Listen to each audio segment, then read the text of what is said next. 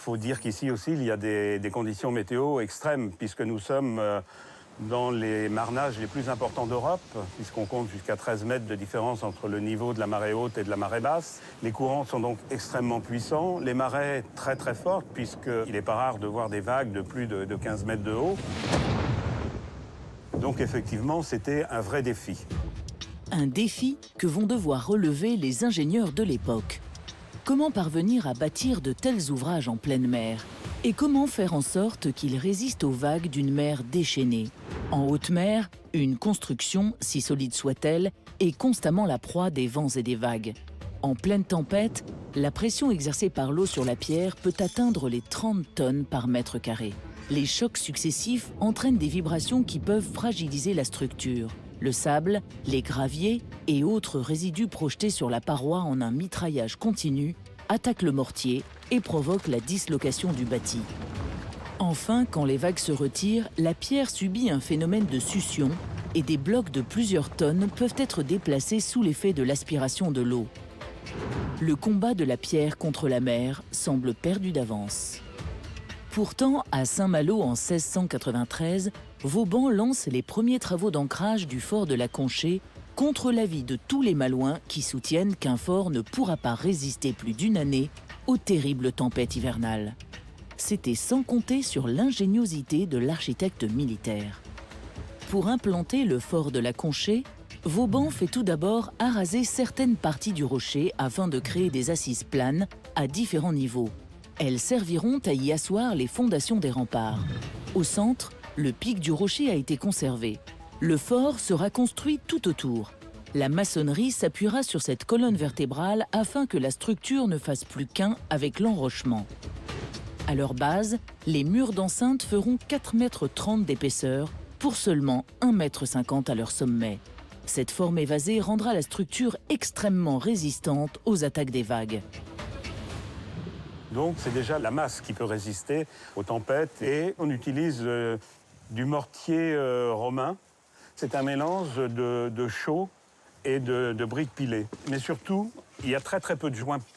Le principe pour avoir la solidité, c'est d'avoir le moins de joints possible parce que c'est là que peuvent se faire les fissures en cas d'impact. Alors que seules les fondations du fort ont débuté, un événement va venir bouleverser l'avancée du chantier.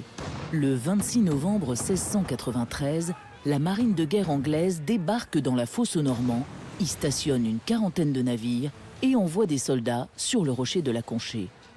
Les Anglais n'ont absolument aucun mal à faire tout le monde prisonnier. Il n'y avait pas de canon, il n'y avait rien. Donc ils ont pris tout le monde prisonnier et c'est à ce moment-là qu'ils ont attaqué Saint-Malo. Maintenus à distance par les premiers forts déjà en service, les Anglais vont canonner la ville de Saint-Malo depuis le large pendant près de 3 jours. Et donc, ils ont comme projet, finalement, de stationner, de mouiller leurs navires au large ou de les faire croiser au large, et puis d'utiliser les vents et les courants pour envoyer un certain nombre de bombes à retardement destinées à faire exploser les murailles de Saint-Malo. Pour la première fois, les Anglais expérimentaient un brûlot. Un brûlot, c'est une machine infernale, c'est-à-dire qu'ils prennent un vieux navire, qu'ils remplissent de poudre, de mitraille, de tout ce qu'ils peuvent trouver, et ils le lancent sur un objectif. L'objectif, cette année-ci, était d'attaquer la poudrière de Saint-Malo.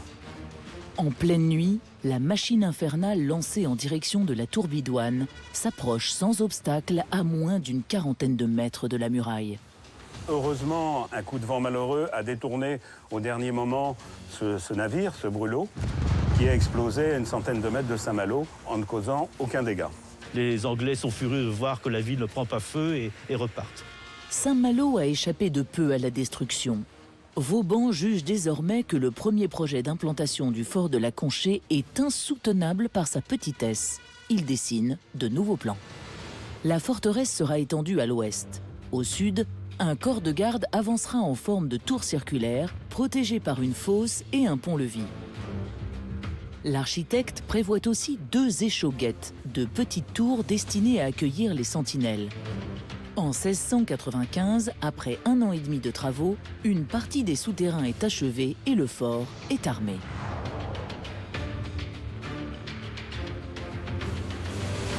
Alors ici, nous pénétrons dans les salles de tir du fort. Vauban considérait ces salles comme les plus prestigieuses du royaume, voire de la chrétienté. Les voûtes sont des voûtes tors, c'est-à-dire que ce sont des voûtes qui sont torsadées comme des voûtes normales et également dans l'autre sens. Donc ce sont des voûtes tors. Avec le temps, l'érosion a fait que les pierres se sont creusées. Par contre, les joints sont restés identiques. Pour un fort militaire, il y aurait très bien pu avoir un dallage tout simple, tout droit. Si vous regardez, il y a une symétrie entre là-haut, les voûtes, et les parties basses du dallage. Comme vous pourrez le constater sur cette ouverture, Vauban a particulièrement soigné le travail des pierres. Chaque pierre a été travaillée forcément sur ses 5 faces, avec des scies, des compas, des règles. Un travail que maintenant, je pense que seuls les ordinateurs seraient capables de réaliser. Prouesse d'architecture, ces salles de tir seront équipées dès 1695 de plusieurs canons de calibre 48, tous dirigés vers la zone de mouillage traditionnelle des vaisseaux anglais. Vauban était le premier à concevoir des canons à l'intérieur des salles de tir et non pas à l'extérieur comme dans tous les autres forts en partie supérieure. L'inconvénient forcément c'était le bruit et surtout le problème c'était les fumées. Donc Vauban a eu l'idée de concevoir au-dessus de chaque bouche de tir une cheminée qui aspirait un maximum de fumée. Les canons, pour éviter qu'ils reculent, étaient également fixés par une corde sur cette encoche qui existe et ils étaient montés sur des affûts qui s'orientaient sur un rail, comme ceci, ou alors qui s'orientaient aussi en hauteur pour pouvoir le régler. L'artillerie du fort de la Conchée ne tardera pas à servir. Le 14 juillet 1695, une flotte anglo-hollandaise s'avance dans le but de bombarder Saint-Malo. Mais si seule la partie basse du fort est achevée, les canons, eux, sont déjà opérationnels. Ils ripostent. Il y avait à peu près 82 bateaux ennemis, une armada complète qui était mouillée là, dont certains bateaux avaient plus de 80, voire 100 canons, alors que sur le fort, il n'y en avait que 3 en fonctionnement. Il n'empêche que les 3 canons qui étaient en activité sur le fort ont, en 2 jours, créé beaucoup de dégâts dans la flotte ennemie. Ils sont restés 2 jours, ils sont repartis par la mer. Les 3 canons ont repoussé la flotte anglo-hollandaise et la superstructure du fort a formidablement bien résisté aux attaques, grâce notamment à sa forme elliptique. Commune à presque toutes les forteresses maritimes, elle est conçue pour faire ricocher les boulets de canon tout autant que pour dévier les vagues qui assaillent l'édifice lors des violentes tempêtes d'hiver. Avec ses murs épais de plus de 4 mètres, le fort de la Conchée a prouvé ce jour-là qu'il était aussi solide que le roc sur lequel il était bâti. Après cette victoire, les travaux de construction reprennent selon les derniers aménagements prévus par Vauban. L'ensemble de la structure sera finalisé en 1699. Débute alors sur la terrasse du fort la construction d'un grand bâtiment à toit d'ardoise divisé en 6 logis pour les officiers. En 1710, toutes les parties de l'édifice sont enfin opérationnelles. Le fort de la Conchée est achevé. Tel que voulu par Vauban, aussi efficace qu'esthétique, le fort aura nécessité près de 17 ans de travaux et coûté 400 000 livres, soit environ 6 millions d'euros.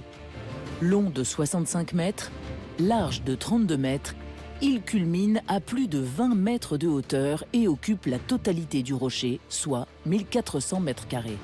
L'architecte militaire du roi, nommé en 1703 maréchal de France, en aura fait l'un de ses plus grands défis. D'ailleurs, il l'a écrit, il écrivait « La Conchée sera la meilleure des fortifications, la plus petite et la mieux entendue, comme elle aura été la plus difficile à construire. » À l'aube du XVIIIe siècle, la cité malouine s'est dotée d'une véritable ceinture de fer et de feu capable de la protéger. Toutes les passes permettant l'accès à son port sont à présent à portée de canon. De quoi décourager pour de bon tous les ennemis du royaume. C'est l'effet dissuasif. Les Anglais ne reviendront plus par mer bombarder Saint-Malo après leurs essais infructueux de la fin du XVIIe siècle. Mais à cette époque, rares sont les points du littoral français à disposer de tels remparts. D'autres positions stratégiques restent pourtant à défendre.